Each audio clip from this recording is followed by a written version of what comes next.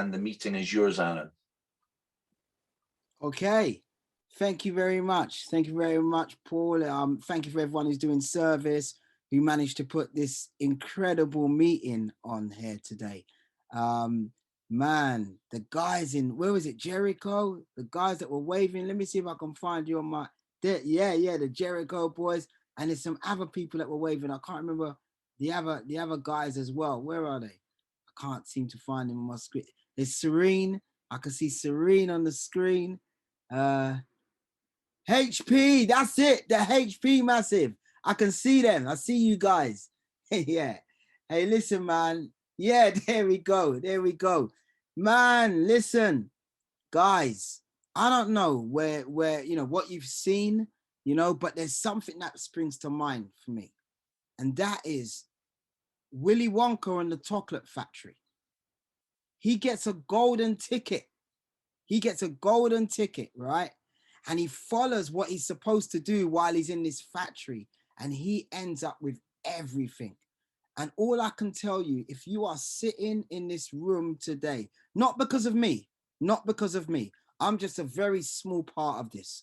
But if you are sitting in the room today, please believe me, you have just now unwrapped the golden ticket.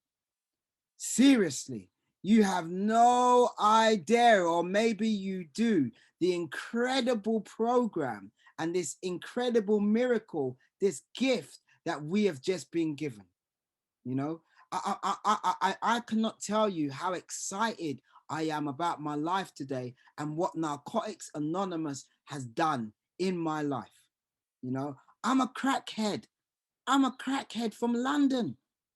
I could not stop using crack cocaine. I could not stop drinking. I could not stop putting things inside my body. I didn't know what was the matter with me, man. Do you know what I mean? I tried everything to stop using and I just couldn't do it, man. And I went to various treatment centers like yourselves, and treatment was brilliant. Treatment was absolutely brilliant because treatment got me clean. And I should have listened to them, but I didn't listen to them. Narcotics Anonymous is what keeps me clean. It keeps me clean. And I come from a family. I've got 2 brothers. I've got 2 sisters. We all got brought up in the same way. Yet I was the one who just could not stand being in reality. There just seemed to be something wrong with me. Even before I picked up drugs, there just seemed to be something wrong. I always needed something more. I always felt awkward. I never felt completely comfortable in a crowd. I would always be, over the top, over exaggerated, because I wanted to fit in, or I'd always feel less than, I mean, if I was in a crowd of people who used to go out and commit crime, I would always want to be the one to impress. I would always be the one leading because I needed something to prove. And I just felt uncomfortable in my own skin. And when I came to this program, I thought that drugs was the problem, but drugs wasn't the problem. What drugs was the solution.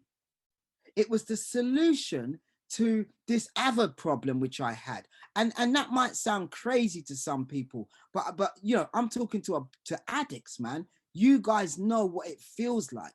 The first time I actually, took crack, the first time I had a drink, I had this release that came over me. It was just like a pressure valve that was building up. And the minute I could have that first pipe or that first drink, I just felt like, just for a few seconds. And I spent absolute years chasing and chasing and chasing that release from life, man. And it took me to prison. It took me to so many different places, man. I totally and utterly ruined my mum's life. Things got so bad that my mother used to walk past me in the street. And I didn't understand why I kept on smoking, because I was one of these paranoid smokers. I wasn't a smoker that could smoke and like that. I met this girl, and the girl that I used to smoke with, like my little using partner, she would smoke and she would open up the curtains. She would put on the music. She'd be she wants to talk. I would smoke and I would go completely paranoid and I couldn't talk. And what she used to do, she used to wait until I had my first little smoke. And then she would start talking, and then she would start stealing my drugs. And she knew that the minute I had my first smoke, she would say things like to me, like, I'll have it, and I would go numb. And then she would say things like, do you mind if I have a little bit of yours? And because I couldn't talk, because I'm frozen, she would say, thank you. And I could see all of this going on around me, but I couldn't do anything about it. And every single time before I would smoke, I would set all the boundaries, right? I would say, I'm not going to get paranoid this time. I would look outside and make sure there's no one coming. I would look underneath the door. I'd make sure that there's no one there, like there's absolute, because I'd get so paranoid. I'd think people have come in. I would say to myself, this time I'm making sure this girl does not rob me. It's not going to happen. I would set all the boundaries, everything. And the minute I have that first smoke, I would go into freeze mode again. And I would get into paranoia again. So what I was doing, I was paying to be paranoid. I was paying to be scared, but I just couldn't stop doing it, man. I don't know if anyone can really identify with what I'm talking about here. You know, we have a book, and the book is called The Basic Text. And it tells us in the basic text, it says that families were baffled by our behavior. Have you ever had any family, wave your hands. Have you ever had any family members who are just baffled by your behavior? They're like, why would you do that? Like, why would you do that? Like I had friends, right, that were all selling drugs, right? And what they would do, they would come around and they would say, bro, you need to stop it, man. Like, we're all making money here and you're just smoking everything. Look, you're making us look bad, right? And then they would say, listen, you need to promise us you're going to stop smoking the stuff that you're supposed to be selling. And I would say, listen, man, I'm going to stop. They said, you promise? I said, yeah. Okay, here's an ounce of cocaine. Sell it. Don't smoke it. A monkey is going to eat nuts. Doesn't matter what you say, it's gonna happen. Do you know what I mean? So they were baffled and confused. I was baffled and confused. I had my cousin, right? My cousin, me and him smoked together. We did everything together. And what he did, he met this girl, and he did something which completely and utterly surprised me. Completely and utterly, up until now, he met this girl and said, I'm not going to use no more. And he stopped. And I thought, for years, I didn't understand how he could stop. Because me and him were using exactly in the same way. I thought he was just like me. But given sufficient reason, he could stop. But I couldn't. And it was only later when I opened up, came to you guys in Narcotics Anonymous, they told me what an addict was and what makes me an addict. What makes me an addict is my reaction to drugs, not how much I use. See, this guy was using just as much as me, but his reaction to drugs was different to mine. You see, I never just got a reaction to drugs when I was using. I had a reaction to drugs even before I used. Because just the thought of me getting drugs, my belly would start to turn. And I want to go toilet. Has anyone experienced, any of you lot experienced that? I need to know you guys are with me. Wave your hand if you experienced that. A reaction to drugs. Even before I use, I would start sweating. I want to go toilet. I can't, I feel anxious. That's even before I put drugs in my system. And the only thing that would stop my mind and stop that body reaction is just taking that first one. But then all the drama would start. I didn't know what was the matter with me, man. You know, I had a daughter and I loved my daughter, man. And the mother of my of my first child, my daughter, she said, "You're not going to be able to see your daughter if you carry on like this." And I used to make promises to myself, like, you know what, Aaron, if you use, you're not going to get to see your daughter again. You need to not use. In England, we have something we call gyro, right? So every 2 weeks, they'll send you your money. And I would say, listen, if I use, I'm going to spend all my gyro. I'm not going to have nothing to eat for the next 2 weeks. And I'm not going to be able to see my daughter. So I can't do it. Tomorrow, I need to turn up for my daughter. No matter what happens, I'm not going to do it this time. Has anyone ever made promises to yourselves where you say, no matter what happens, I'm done? All of the consequences in my life, my life is falling apart. I'm not going to use anymore, man. And I'd get on the bus and the day would be going okay. And I'm not thinking about using, well, maybe a little bit, but I'm not obsessing about using, you know, and all of a sudden the thoughts will become stronger and stronger and stronger in my mind. And I'm sweating and I'm trying to bat all the thoughts away. And I'm trying to, you know, and I just can't get rid of these thoughts. And I just have to get one. And I believe the lie. The lie is, Aaron, you're just going to have one. And the minute I have that one, I'm off and running and I have to have another one. When I came to NA, I realized that that was called obsession and compulsion.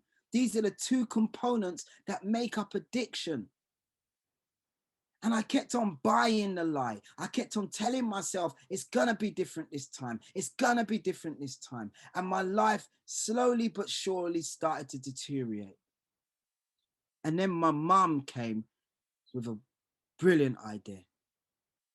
My mum said to me, Aaron, I'm going to take you to one of the top psychiatrists in the country. He's running a group in the center of London. It's going to cost us a lot of money, but we're going to pay for it. And we're going to find out what is the matter with you. So I went to this group and it was a fantastic group. There was a policeman. There was a lawyer. There was some millionaire guy. There was a did I say a priest? There was a few of us in this group, right? And we all sat down and he started to draw this diagram. And in this diagram, it showed the brain and what happens when we use and what's been happening to my brain over the last how many years. And it was about the neural pathways, right? And he showed me what's happened is you've used for so long that it's created all of these neural pathways in your brain. And they're unhealthy pathways. And no matter what you do, you're still going to keep on using because you've got these unhealthy neural pathways that have been created by yourself in your brain. And then he said to me, what you need to do, you need to create brand new neural pathways in your brain to overtake the old neural pathways. You need new ones. And then he told me about the front of the brain is the decision-making process. You make bad decisions. This is all mucked up. So you need to, and I'm writing all of this down. You know, I'm writing the same diagram and I'm walking out there with all this information about how the brain works. And I'm thinking, well, boy, he's the top psychotherapist in the country, man. Like I now I understand what's going on with me. And I got on the train and I'm sitting and I'm thinking about the brain and I'm thinking to myself, I understand. I got it. And then the thought came, I'm going to get one because I understand about the neural pathways now. And tomorrow I'm going to build new neural pathways. That one ended me up in prison because I couldn't stop. And I learned it doesn't matter about how much information I have about addiction, about the brain, about the neural pathways. I am absolutely powerless. And I was in a crack house when I came out of prison. I used to make all of these prison decisions. I call them prison decisions. Right. And it was always when I was coming out, I was coming out, they're about to release me. I've got a prison decision that I'm not going to use anymore. I know what it is. It's the area that I live in. That's what it is. If I move from that area and I go to this area, because there's too many black people in this area and I think it's them. So I'm going to go over there. Right. And I think maybe if I'm over there with a different set of people, I won't use. Yeah. This is just the mad thinking. Yeah. The mad thinking. Right. So I've gone over somewhere else after coming out of prison, making all of these decisions that I'm not going to use. And the minute they open up the prison doors, the thoughts start to come. The thoughts start to come. And I'm just talking about the absolute madness, man, of using, man. And I met this girl. And what happened was I had this girl. I was with somebody who I had hostage. You might as well say she was a straight goer. Yeah, and I was emotionally. I had this girl hostage, man. So I did this robbery and I got some money together, and I was about to go and score, and I couldn't because she turned up. So I was living in a hostel, and the girl next door to me, I said to her, look, I can't really score at the moment. You can take the goods and you can go and score. And she was amazed because addicts don't normally do that. I think it was an act of God, but addicts don't normally do that, man. So she said, are you for real? I said, I can't smoke because my girlfriend's there. And anyway, she's come back 2 days later and said, because what you did for me, I want to return the favor. And she gave me my drug of choice. She gave me a pipe. And I always say it was love at first pipe. That I couldn't believe that she came back and gave me something. And we started this relationship together, man. We were like Bonnie and Clyde. We went out robbing together. We were absolutely inseparable. And there was a time when we went and she was a good burglar at that time. And she said to me, listen, I'm going to go burgle this house. She said, I want you to stay in the car. I'm going to go and burgle the house, right? So I stayed in the car, and then my head said to me, imagine if she takes things and doesn't tell me she's got them. She's going to end up selling them and smoking more than me. I ain't staying in no car. So I've come out in the house as well. Now it's nighttime. The people are sleeping upstairs and me and this girl are downstairs. And she's saying, what are you doing here? I told you to stay in the car. And I said, I'm not staying in the car because I don't trust you. And then we start arguing inside the house. And then we say, all right, stop arguing. We need to just burgle the house and get out of here. So she's saying to me, listen, we need the video recorder. I want you to take the iPad.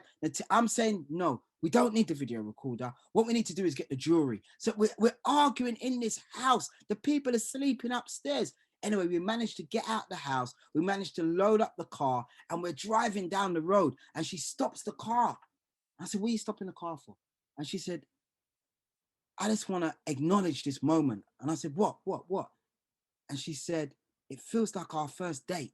And I said, what are you talking about? She said, we've just done our first burglary together. Don't you think it's special? And I looked at her and I said, yeah, man. And we just had this romantic, insane moment. And then we carried on driving and arguing about where we're going to buy the crack. You know what I mean? And like, our literature, it tells us that drugs changed us into people that we didn't really want to be. And that's what drugs done to me. There's many stories that we can find quite comical, but there's a serious side to addiction. And we had children together, and there were times when we used to barricade ourselves inside the room, and we would be smoking, and the kids would be at the door knocking and knocking for hours, man. And what addiction does, it robs our ability to feel emotion. It robs our ability to care. It robs our ability to be parents. It robs our ability to be children, to be friends. Do you know what I mean? It just robs it completely, man. And and we had a baby. That there were times when the disease was so strong, we needed to have the baby in the room with us, but we're barricading the door. We've got everything all closed, and we're smoking in the room with the baby in the cot next to us. And that is real powerlessness, man. And I remember being in treatment at times, and people would say, do you love your children? And I would say, yeah, I love my children. And they would say, but you can't put down drugs for your children, Aaron. You can't put down drugs. And now I'm in Narcotics Anonymous. I understand what powerless means. Powerless has nothing to do with love. It doesn't matter how much I loved my children or didn't love my children. I suffer from a disease that is more powerful than any type of love. More powerful. It does, I could want to love them. I could want to do the right thing, but I suffer from something that is so powerful that I just can't. And only when I came to Narcotics Anonymous, only when I connected with you guys, is the time when I understood, when I could finally understand and find people who understand what that truly felt like.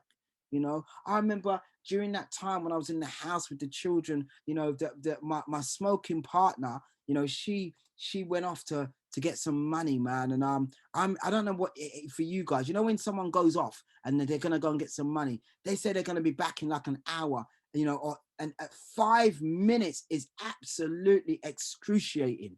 Oh my gosh. I'm looking out the window, I'm sweating, I'm waiting. Anyway, she called me back about an hour later and said to me, she's hysterical. She's, she can't talk. And I'm saying, I can't understand what you're saying. I can't understand what you're saying. You've been gone for ages. I can't understand your set.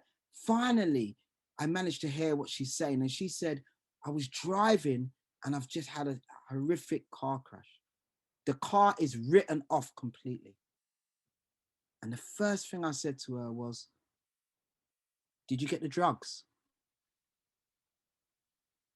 I I don't want to know. I don't want to know like whether or not if you've got a broken leg, a broken collarbone. Do you know what I mean? We can talk about all that after. You went for drugs. I've heard you've got an horrific car crash. Did you get the drugs? And this is the type of person that drugs turned me into, man. It turned me into that type of person. And the children got taken away from us, man. And when the children got taken away, you go to the police station, you have to go as the parents to the police station. And I had written on the wall, neglect. And it broke my heart that they had written neglect. And I was kicking and screaming, thinking, I never neglected my children. You know what I mean? I used to feed my children. My children used to go to school, but emotionally and physically, I wasn't there for them.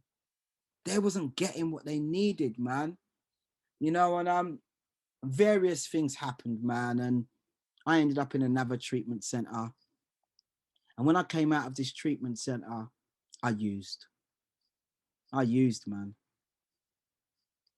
All of my bridges were burnt. My mum, my brothers, my sisters, nobody wanted to talk to me anymore. I'd burnt all of my bridges, man. And the only thing I had was Narcotics Anonymous. And it was the last thing that I tried and the only thing that seems to be working. You see, I was confused. I thought that there are people who have studied addiction for years, therapists, counselors, and all of these great people. And they're all great people, don't get me wrong. These are wonderful people, and these people help to get me clean, right? But in my mind, I was thinking, they're the answer. I just couldn't understand how sitting in a church hall or sitting in meetings like this with other drug addicts was going to help me stay clean. How? You're just addicts like me. I didn't realize that by sitting with people like you, there's a power and an energy that starts to circulate. And in that power, I managed to stay clean. Narcotics Anonymous was like the last thing that I tried and the only thing that is working in my life up until today. I am absolutely blown away that all of the pain that I went through, all of the suffering, all of the jail sentences, my children being taken away from me. You know what I mean? My crack partner in prison, my mum not talking to me anymore. All of these things that I was ashamed about, I get to share with you guys. And now it turns into a gift because you guys can hear it and say, Aaron, I understand you. I'm not alone. And when I hear you nod your head, and when I hear that you identify with me, I feel like I'm not alone. And the therapeutic of one addict helping another addict brings healing, man. It brings healing. I never knew that drugs was not my problem. I had a me problem. I was the problem. It didn't matter where I took myself. I was the problem. I wasn't just allergic to drugs. I was also allergic to life. I was allergic to living. And when I hooked up with you guys showed me a way that I could live free. I never in a million years thought that I could get 1 day clean. 1 day clean. I couldn't imagine what life would be like clean. I thought it would be boring. I never realized that me smoking crack and then walking around and looking at the floor, picking up pieces, it wasn't even crack, trying to put it on a pipe to get another high, that was boring. I never knew that burgling people's houses and giving my money away to dealers and losing all my self-respect and no one talking to me anymore, that was boring. I never realized that making promises to myself that I was never going to do it again. Whenever I get my money, I'm going to do the right thing, and then still giving it away to dealers, that was boring.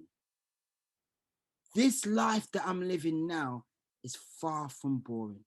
It is absolutely incredible. And that's because after my last relapse, someone took me to a meeting and they said, Aaron, you need to listen, man. You need to stop talking and you need to start to listen. And what I realized is that there were people in that room that were engaging in working the 12 steps. I heard about the 12 steps before because I used to go to meetings after the treatment centers. I didn't know what they were talking about when they talked about the 12 steps. I used to love all the stories like I've just now told you. But when they told me about the steps, my eyes would be shut. My ears would be shut. But I never realized that the steps was our solution. But in order to work the 12 steps, I needed to get a sponsor. You know, and when I first was looking for a sponsor, I was looking for a sponsor like me. Like, it needs to be a black guy, it needs to be someone who comes from my area, it needs to be someone who used like me, it needs to be someone. And I heard someone say, if you are drowning in a sea and you put your hand up for help, are you gonna say, no, I don't want it to be a black hand, can I have a white hand, please? Or actually, that's an Asian hand. Can I have a Chinese hand? You're just gonna grab the hand and say, save me. If you know how to do it, save me. So I needed to get rid of all of my old street mentality, everything that I learned in the street. I needed to reverse that. And I needed to be open and honest to get help. To get help, man.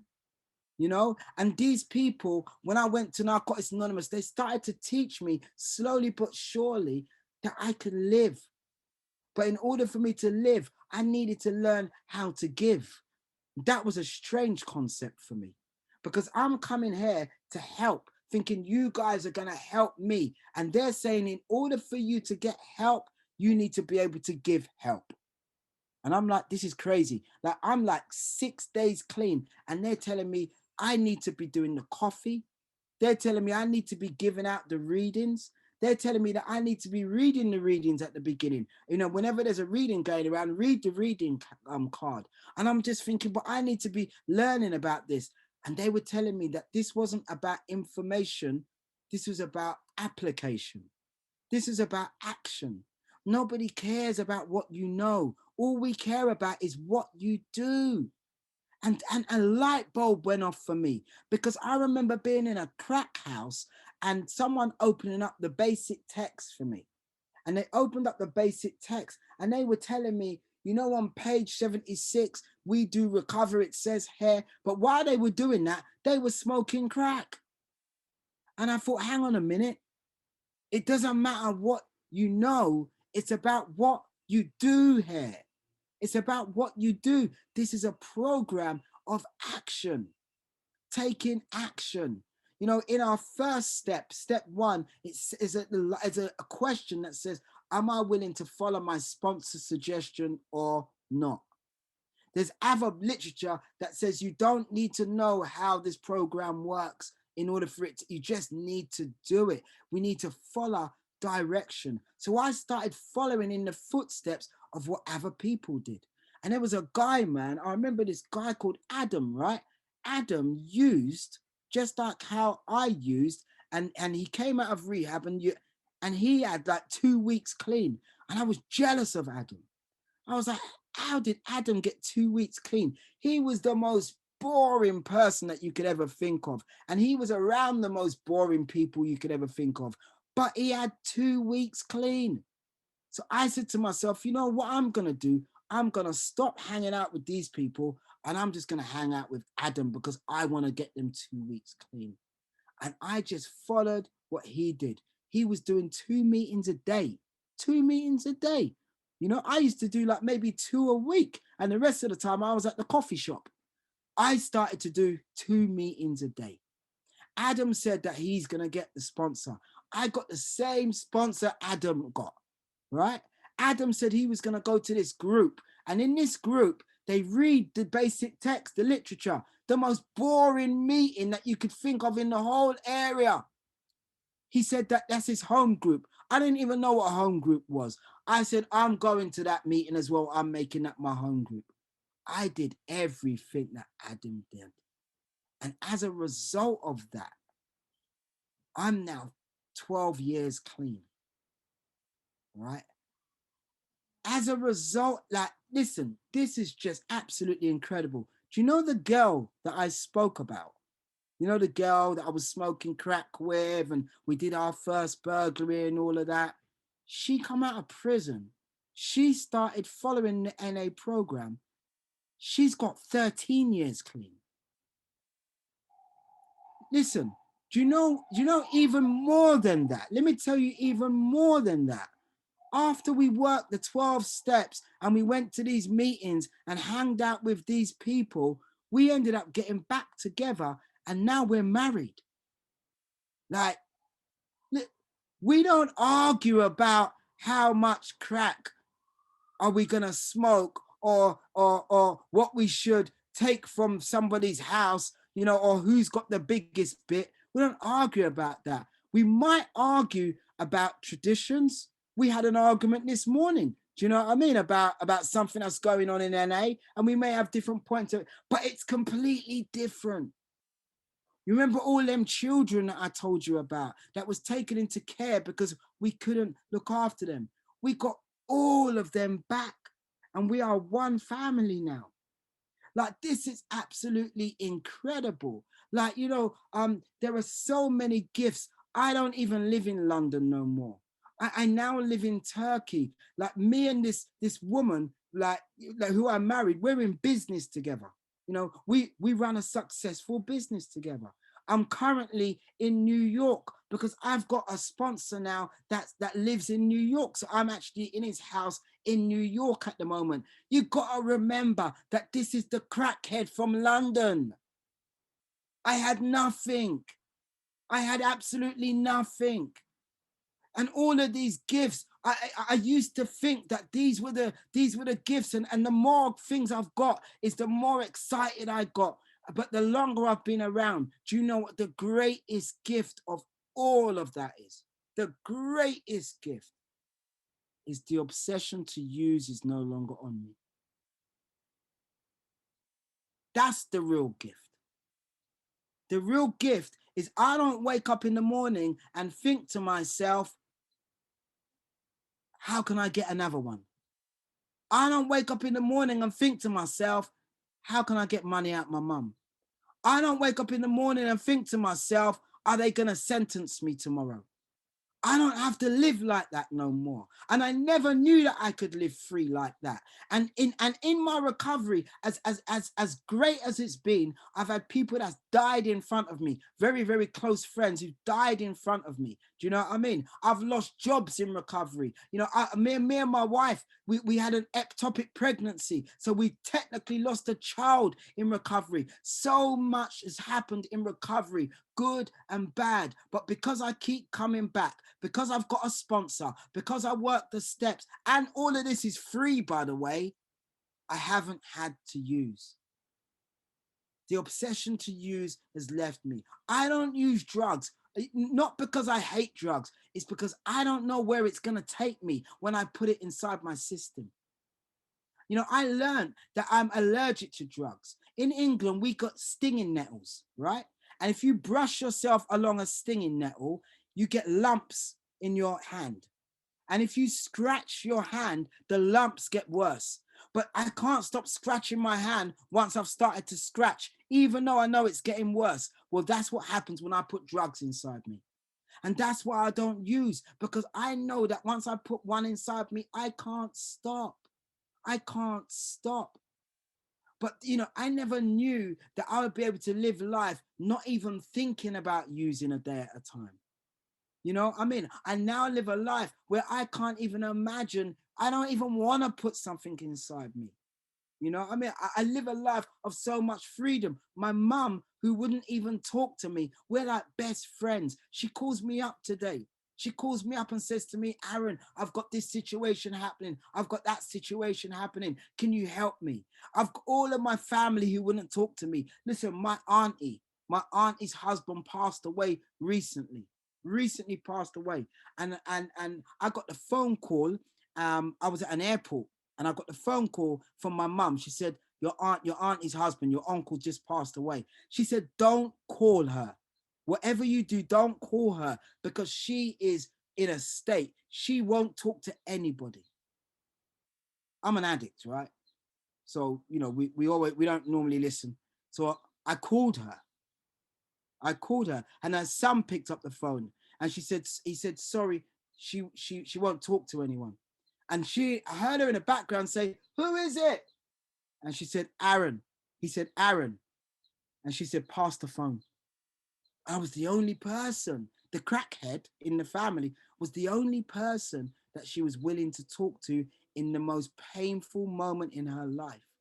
And that's because you guys taught me an ability to listen, not to give advice, because we don't do that in NA. We listen. So, and I listened to my auntie, and my auntie didn't want the funeral and arrangements to go on without me being there. And I went and I was able to be there for my auntie. I mean, I've recently gone to see my dad. You know, I'm in America and I've gone to Guyana to see my dad. I haven't seen my dad in 25 years. I've not spoken to him in 25 years. But because of this program, you guys taught me. You taught me the spirit of forgiveness. And I wanted my children to forgive me for all of the wrongs that I had done. And while I was thinking about my children forgiving me, I thought, hang on a minute. I haven't forgiven my dad for all of the things that he's done for me and not being in my life. So why should I ask for forgiveness from my children? And I haven't even forgiven my own father. I'm going around the world doing NA, doing all these. I need to go and see my dad. And I've just come back from an amazing trip. And for the first time in 25 years, I was able to sit in front of my dad. And I didn't tell my dad, oh, you know, I forgive you for what you've done to me. I didn't do any of that. I was just there to love him.